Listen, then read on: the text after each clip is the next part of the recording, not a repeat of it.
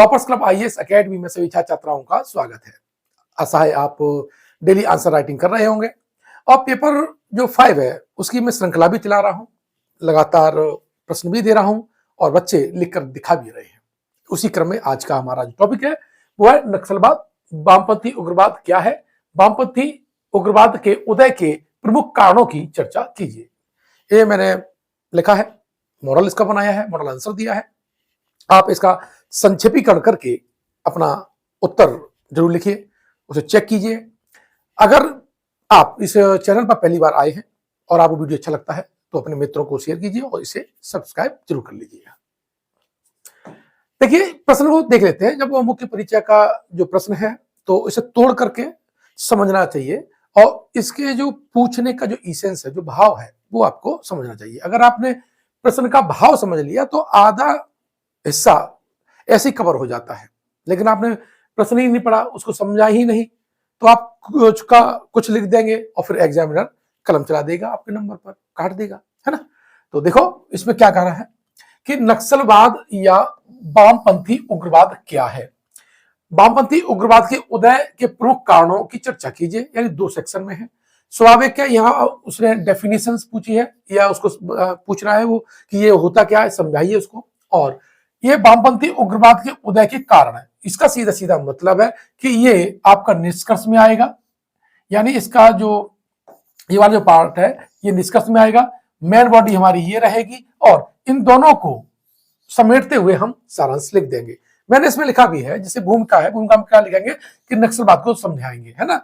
मुख्य बॉडी में हम क्या करेंगे, विभिन्न कारणों की सेक्शन वाइज व्याख्या करेंगे कि इसके कौन कौन से कारण है, आर्थिक कारण है, सामाजिक कारण कौन से हैं, ठीक है, संस्थागत कारण कौन से हैं, वैचारिक कारण कौन से, इन तमाम बिंदुओं की हम यहाँ पर चर्चा कर लेंगे।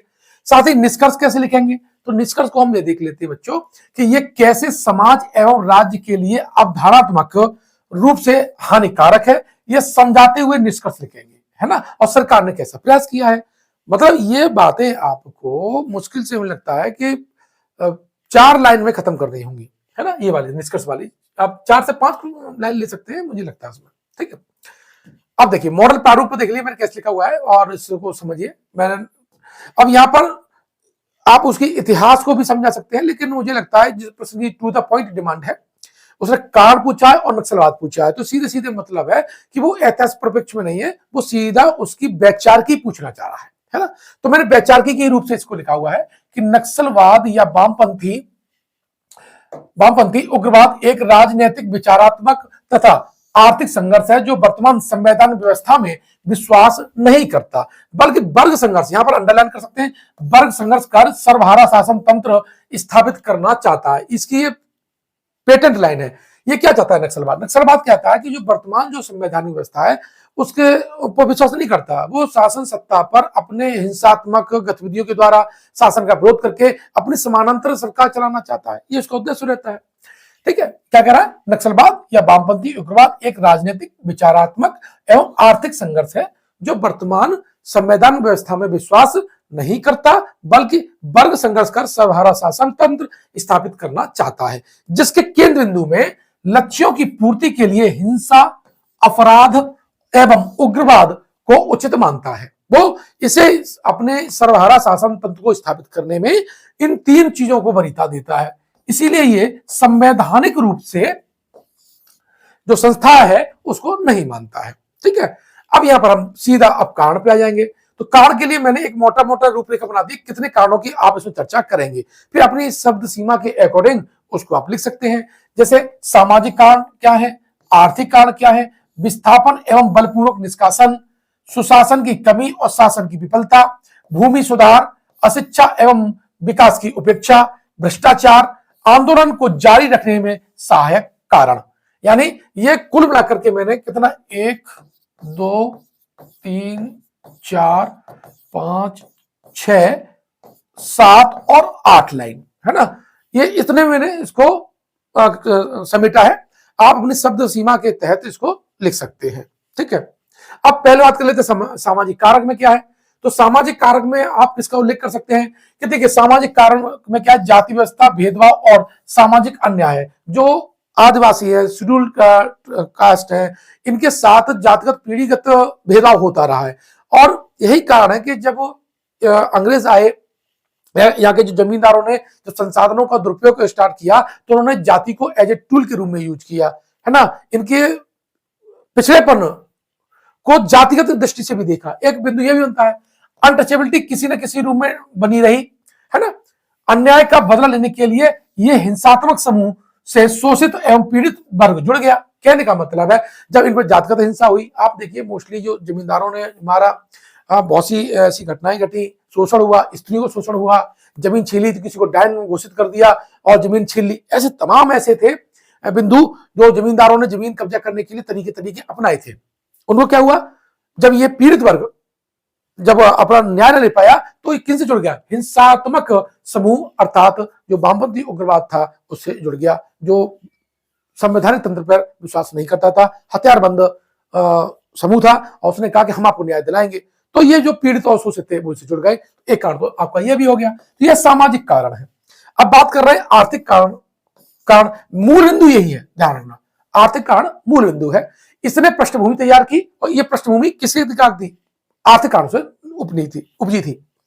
विकास का समावेशी न होना, यानी अंतिम पायदाने पर खड़े व्यक्ति तक संसाधनों का न पहुंचना, अब अवधारणात्मक संरचना तक का विकास न होना, दुर्गम जो इलाके थे वहां तक न पहुंचना, ये क्या था।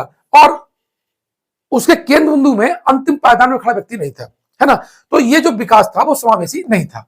नगरीकरण, औद्योगिकरण और आधुनिकीकरण के नाम पर कृषि योग्य भूमि का अधिग्रहण कर लिया, और यहां से जो विस्थापित हुए उनका पुनर्वास भी नहीं हुआ। गरीबी, बेरोजगारी एवं आर्थिक असमानता, सार्वजनिक और आजीविका के कम अवसर, पारंपरिक व्यवसाय में व्यवधान एवं वैकल्पिक कार्य अवसरों की कमी। यानी जब किसको हटा रहे हो, चूंकि ये जो लोग थे वो पारंपरिक आदिवासी लोगों के इलाके में ही नक्सलवाद ज्यादा फैला, क्योंकि उनकी जो पारंपरिक आजीविका की जो शैली थी, रोजगार की जो शैली थी, वो नष्ट हो गई। फिर पुनर्वास भी नहीं हुआ। नए जो आजीविका के साधन थे इससे वो तालमेल नहीं बिठा पाए। मजबूरी में क्या हुआ, जमीन भी गई और श्रम और मजदूरों के रूप में शोषण भी हुआ, बहुत सी जगह बेचे भी गए। आज भी आप आए दिन घटना देख लेते हैं कि हमने लड़कियों को बेच दिया, बच्चों को बेच दिया। तो ये जो सारी समस्याएं थी, इनके केंद्र बिंदु में क्या था, आर्थिकी थी, है ना। और एक बहुत महत्वपूर्ण है, जो इनकी जो साझा संपत्ति संसाधन की जो संस्कृति थी वो छिन्न भिन्न हो गई। उनका जो सामाजिक संरचना था, जो आधुनिक जो अवधारणा आई, वन के जो कानून आए अंग्रेजों के आने के बाद, और फिर आजादी के बाद भारत सरकार ने भी उस पर ध्यान नहीं दिया, तो उनकी जो साझा संपत्ति के जो संसाधन थे, ठीक है, उन्हें पारंपरिक अधिकारों से उन्हें वंचित कर दिया गया। आप भी देखते हो, जैसे कभी डैम बना, प्रोजेक्ट बना, बहुत कुछ, है ना, वन जीव अभयारण्य बने, राष्ट्रीय उद्यान बने, इससे क्या हुआ, और डेवलपमेंट के अन्य कार्य भी हुए। तो उनकी जो पारंपरिक जीवन शैली थी, पारंपरिक जो सामूहिक प्रणाली थी, वो क्या छिन्न भिन्न हो गई, उनकी सामाजिक संरचना भी छिन्न भिन्न होने लगी। फलस्वरूप एक और कारण जिंदा हुआ, जिससे ये वामपंथी उग्रवाद से जुड़ गए।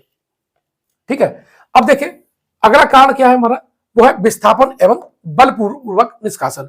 अब ये जो हमारे खनन माफिया थे, नए खनन थे, ऊर्जा संसाधनों की हमारी जरूरत भी थी, लेकिन इन्होंने जिस तरह से अधिग्रहण किया वो तरीके ठीक नहीं थे, और अधिग्रहण कर भी लिया तो उनका पुनर्वास नहीं हुआ या उसमें देरी हुई, यानी जो कुशल नीति की क्या थी, कमी थी। तो यहाँ पर हम क्या करेंगे, विस्थापन एवं बलपूर्वक निष्कासन को भी एक कारण मानेंगे। यानी पारंपरिक रूप से जनजातियों के द्वारा उपयोग की जाने वाली भूमि से उनकी बेदखली कर दी गई, उचित मुआवजा भी नहीं मिला, पुनर्वास के बिना सार्वजनिक उद्देश्यों के लिए बड़े पैमाने पर भूमि का अधिग्रहण कर लिया। इससे क्या हुआ, इनका विस्थापन हुआ, बलपूर्वक निष्कासन हुआ, और जब ये मुसीबत में पड़े आर्थिक रूप से, सामाजिक रूप से, और जब इन्होंने अपने आप को असहाय पाया, तो जो नक्सलवादी न्याय दिलाने की बात करते थे वो उनके साथ ही जो हो लिए। बात करें सुशासन की कमी, ध्यान रखिएगा जब ऐसी घटनाएं होती हैं तो एक नेक्सस बन जाता है जमींदारों का, पूंजीपतियों का, सरकार में बैठे लोगों का, और ये नेक्सस क्या होता है, जो गरीब, पिछड़े और अशिक्षित जो लोग होते हैं उनका शोषण करने लगता है। तो ये जो सुशासन की कमी है, तो इससे क्या हुआ, पुलिस और प्रशासन द्वारा शासित शक्ति का दुरुपयोग किया गया। अब कोई व्यक्ति पीड़ित है और पीड़ित व्यक्ति जब गया थाने में तो उसने बड़े लोगों की सुन ली और इसको मार के भगा दिया। अब वहां से न्याय नहीं मिला तो ये कहां चला गया, उन समूहों के पास। बात आई समझ में। पान सिंह तोमर में वो भी क्या थे, जो पान सिंह थे वो पुलिस के सामने तो गए थे अपनी बात उठाने। याद, बहुत अच्छी मूवी है, देखिएगा। पुलिस वाले ने जो उनके, जिन्होंने पान सिंह तोमर की जमीन छीनी थी, उसके पक्ष में तो सारा वो काम कर रहा था। फलरूप पान सिंह तोमर ने क्या ये उठा ली बंदूक और एक अच्छा खिलाड़ी डाकू बन गया, डकैत बन गया, अपहरण करने लगा। तो ये जो कारक होते हैं ना, ये उग्रवाद के प्रेरित करने वाले कारक होते हैं। तो ये सुशासन की कमी भी इसको जन्म देने में सहायक सिद्ध हुई। जैसे कानूनों के मानदंडों का अनुचित प्रयोग करने लगे, अयोग्य एवं निम्न स्तरीय प्रशिक्षण प्राप्त एवं अल्पप्रेरणा रहित सार्वजनिक जो कर्मचारी थे उन्होंने उस पर ध्यान नहीं दिया, उनके मानवीय मूल्य पर ध्यान नहीं दिया, उनके जीवन के मूल्यों पर ध्यान नहीं दिया, आजीविका के मूल्यों पर ध्यान नहीं दिया। फलस्वरूप क्या हुआ, सुशासन की कमी के कारण भी नक्सलवाद को आगे बढ़ने में सहायता मिली। भूमि सुधार, देखो भूमि सुधार तो बहुत महत्वपूर्ण है, क्योंकि जमींदारी व्यवस्था लागू की गई थी। और जब अंग्रेजों ने जमींदारी व्यवस्था जिसे लागू की थी, बिहार उड़ीसा में जमींदारी व्यवस्था थी, बंगाल प्रेसिडेंसी में जमींदारी व्यवस्था थी, तो पहले क्या थी, जमींदारी व्यवस्था में भूमि का मालिक जमींदार हो गया। अब एक के पास 6000 बीघा 7000 बीघा जमीन है और बाकी जो लोग थे वो श्रमिकों के रूप में उनके अधीन हो गए। फलस्वरूप है भूमि सुधार जब लागू हुआ तो जो जमींदार थे इतनी बड़ी संपत्ति को क्या छोड़ सकते थे, तो उन्होंने क्या किया, जहां भूमि सुधार लागू हुए या सरकार के लूप होल की वजह से उन्होंने उस भूमि का अपने लिए हित में सदुपयोग कर लिया। जो कुछ बची कुची जमीन भी इन आदिवासी समूह को मिली या अन्य शोषित पीड़ित वर्ग को मिली, भूमिहीन को मिली, उस पर उन्हें कब्जा भी नहीं मिला। आप सोचिए, जमीन उनके नाम है लेकिन कब्जा नहीं है, तो ये भी एक समस्या थी। तो भूमि जो सुधार थे, तो भूमि सुधारों की विफलता, जैसे जमींदारों ने भूमि चकबंदी कानूनों से बचने के लिए नए तरीके प्रयोग किए, विशेष भू धरती का बने रहना, भूमि निर्धनों द्वारा जोती गई सार्वजनिक भूमि का स्वामित्व का अभाव, और 5वीं अनुसूची वाले क्षेत्रों में गैर जनजातियों को जनजाति भूमि का हस्तांतरण। ये मेन है, ये मेन है आपका टॉपिक, ठीक है। जनजाति भूमि के हस्तांतरण को प्रतिबंधित करने वाले कानूनों का निम्न स्तरीय कार्यान्वयन किया गया। अब ध्यान रखिएगा, चाहे कोई भी हो, अगर कहीं उग्रवाद फैलता है तो उसमें अशिक्षा और विकास के मानदंड जरूर देखे जाते हैं, चेक किए जाते हैं। इसलिए ये कारक भी बहुत महत्वपूर्ण है आपके लिए। जैसे प्राथमिक शिक्षा और स्वास्थ्य सेवाओं में व्याप्त भ्रष्टाचार, टीचर जा नहीं रहे, पढ़ा नहीं रहे, बच्चे ज्यादा हैं, टीचर नहीं है, ठीक है। और हेल्थ को लेकर के तो आप जानते हैं बहुत ज्यादा भ्रष्टाचार होता है ना। तो ये सारी जो निम्न स्तरीय अवसंरचना थी और ये जो कार्य थे, इन्होंने भी क्या किया, नक्सलवाद को बढ़ावा दिया। साथ ही ग्रामीण संरचनात्मक विकास की कमी है, यानी ग्रामीण क्षेत्र तक विकास पहुंचा नहीं है, तो ये भी एक बहुत बड़ा कारण था। और दूसरा, जो दुर्गम और पहाड़ी क्षेत्रों की उपेक्षा की गई, यानी नीचे वाला तो जो मैदानी इलाका है वो तो विकास के हिस्से से छू गया, लेकिन दुर्गम पहाड़ी है, ऊपर है, वहां विकास नहीं हुआ। पानी को लेकर समस्या, हेल्थ को लेकर समस्या बहुत सी है। और जब ये कैसे करके भी पहुंच भी गए तो क्या हुआ, उनके फलस्वरूप वहां पर स्वास्थ्य सेवा में अधिकारी और कर्मचारी का भ्रष्टाचार, इससे वो पीड़ित हो गया। तो ये सारे बहुत से ऐसे कारण थे जो कि नक्सलवाद को बढ़ाने में जिम्मेदार भी थे। अब देखो, भ्रष्टाचार तो आप जानते हैं, ये तो किसी का भी कारण हो सकता है। सार्वजनिक सेवाओं में बुनियादी मूल्यों की कमी है, कर्मचारी, अधिकारी, ठेकेदारी, खनन माफिया का संगठित भ्रष्टाचार और कमीशन खोरी। इसकी वजह से आपका क्या हुआ, इनको वित्तीय पोषण भी हुआ। और जब वो खनन करना होता था तो आदिवासी की जमीन, आदिवासी के इलाकों को खोद दिया, फिर दबंगई से उन्होंने उनको वहां से हटवा भी दिया। तो और जब वो वहां पर गए ऑफिस में तो वहां पर कमीशन खोरी, क्योंकि उनको कमीशन मिल रहा था, तो आपकी बात क्यों सुनेंगे, तो लोगों ने फिर हथियार उठा लिया। अब है वामपंथी उग्रवाद को, यानी वामपंथी उग्रवाद को जारी रखने में सहायक कारक, ये जरूर लिखिएगा, ध्यान रखना। आखिर ये नक्सलवाद निरंतर क्यों चलता रहा, ये बताना बहुत जरूरी है। एक तो प्रेरक विचारधारा है, यानी पूंजीवाद और भ्रष्टाचार। पूंजीवाद और भ्रष्टाचार, चूंकि जनता आए दिन उसी से प्रभावित रहती है, तो वो उसके पक्ष में उनका शोषण भी हो जाता है, ठीक है। तो जो लोग कहते थे कि ये भ्रष्टाचार है, ये पूंजीवाद के कारण है, इनकी नेक्सस के कारण है, जो अधिकारी कर्मचारी हैं, इसका मतलब है ये शासन तुम्हारे ऊपर शोषण करना चाहता है। तो लोग थे इस विचारधारा से प्रेरित होकर के न्याय दिलाने के लिए इनके साथ हो गए। चरमपंथी समूहों की संगठनात्मक शक्ति, और इन्होंने देखो, आदिवासी समूहों के बीच में एक भाषण भी दिया, उनकी जातिगत विशेषता भी थी, समूह कबीलाई पद्धति भी थी जिन्होंने, और शोषण जिसका होता है, जिसकी पीड़ा होती है, वो तुरंत एक हो जाता है। तो इस तरह से ये चरमपंथी समूह ने उसका फायदा उठाया और अपनी संगठन शक्ति के बल पर उनको जोड़ लिया। साथ ही निरंतर जो वित्तीय पोषण भी, जैसे खनन, मनी लॉन्ड्रिंग के द्वारा, ठीक है, ये तो वित्तीय पोषण बहुत जरूरी है कि जो ये लोग थे जो आगे बढ़ा रहे थे, तो इन्होंने अपने आप को मजबूत भी किया, हथियार चाहिए थे, तो इन्होंने अवैध तरीके भी अपनाए और इनको अल्टीमेट समाज के समूहों के द्वारा ही वित्त पोषित किया गया। वरना आप बताओ, आदिवासी के हाथ में हथियार कैसे आ जाएगा? तो कोई ना कोई था ना कि इनके हाथों में हथियार पड़ा रहा था और वो लड़ा करके भी अपना काम निकाल रहा था, ठीक है। दूसरा, निरंतर नए सदस्यों को जोड़े रखना, क्योंकि शोषण एक क्या था, इनका चलता रहा, शासन ने भी उस पर ज्यादा ध्यान नहीं दिया, और समाज में जो प्रभुत्व और दमन प्रवृत्ति के जो लोग थे, राजनीति से प्रभावित जो लोग थे, ठेकेदारी से जो प्रभावित लोग थे, ये निरंतर नए कब्जे करते रहे। इससे लगातार शोषित वर्ग भी बढ़ता रहा, और ये शोषित वर्ग बढ़ता रहा तो वो किसके समूह में आता रहा? इनके समूह में आता रहा। तो ये बुनियादी जो कारक थे।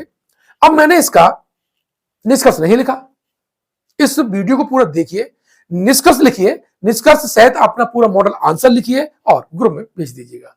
ग्रुप का लिंक नीचे दे रखा है। और अगर आपको ये कंटेंट अच्छा लग रहा है, आपको लगता है कि यहाँ से आपको मैटर अच्छा मिल सकता है, मैं प्रॉपर गाइडेंस में पेपर 5, पेपर 6 आपका जो उत्तर प्रदेश से संबंधित है, परफेक्ट पूरा मैं करा दूंगा। आप ऐसे वीडियो देखते रहिए। अगर आप मेरा कोर्स लेना चाहते हैं तो ग्रुप में और जो हमारा कमेंट बॉक्स है वहां पर हमारा लिंक दे रखा है, वहां से आप उसे परचेज कर सकते हैं। बिल्कुल नया बैच स्टार्ट हुआ है और टू द पॉइंट में सारे के सारे जो प्रश्न हैं, प्रश्न के रूप में सारे टॉपिक समझाऊंगा, ध्यान रखिएगा, ठीक है। यानी जो प्रश्न दूंगा फिर उसे फॉर्मेट करूंगा, इस तरह से आपको मिलेगा और सारे के सारे टॉपिक कवर करा दूंगा आपका, ठीक है। मिलते हैं नेक्स्ट वीडियो में एक नए प्रश्न के साथ।